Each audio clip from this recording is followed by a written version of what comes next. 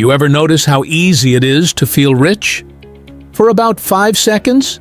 Not because your bank account changed, not because you made more money, but because of what you're sitting in. Or, more accurately, what someone else is sitting in. You pull up somewhere, maybe traffic, maybe a parking lot, and there it is. A brand new luxury SUV. Clean, quiet, effortless. The kind of car that doesn't ask for attention, it just gets it. And without thinking, your brain does something automatic. They're doing better than me. That feeling? It's fast, subtle, almost invisible. But it's powerful enough to influence decisions that cost tens of thousands of dollars. Because what you're reacting to isn't the car. It's what the car represents. Stability, success, freedom. But here's the part nobody sees. That same car might come with a payment that quietly eats a huge chunk of someone's income every single month. It might be losing value faster than it's being paid off, and it might be keeping its owner stuck in a cycle where they always look successful, but never quite become it. And that's where things get interesting. Because when you zoom out, there are really two completely different ways people approach cars. Some people treat a car like a signal. Others treat it like a system. The signal says, "What will this make people think about me?" The system asks, "What will this cost me over time?"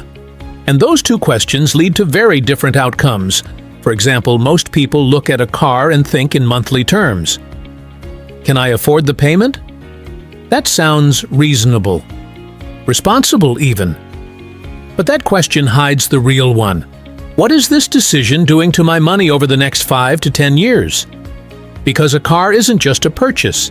It's a long-term financial pattern. It's the payment, the insurance, the maintenance, the value it loses every year. And most importantly, it's everything that money could have been doing instead. That last part is where the gap really shows up. Because while one person is sending money out every month to maintain a lifestyle, another person might be redirecting that same money into something that grows. And over time, that difference compounds.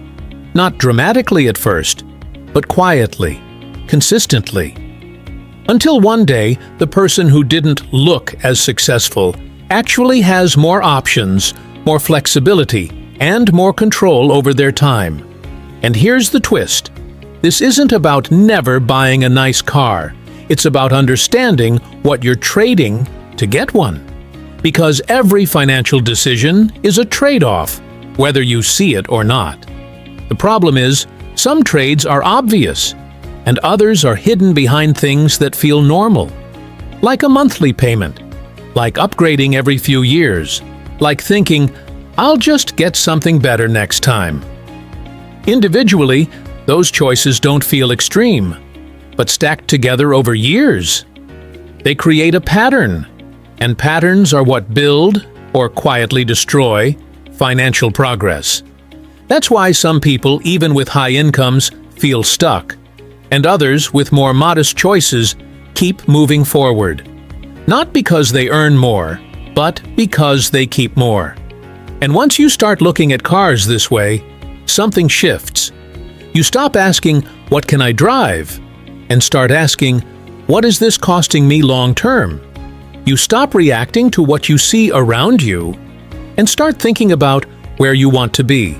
Because at the end of the day, that moment, the quick comparison, the silent judgment, the feeling of being behind, it's just a moment. But the financial decisions that come from it, those last a lot longer.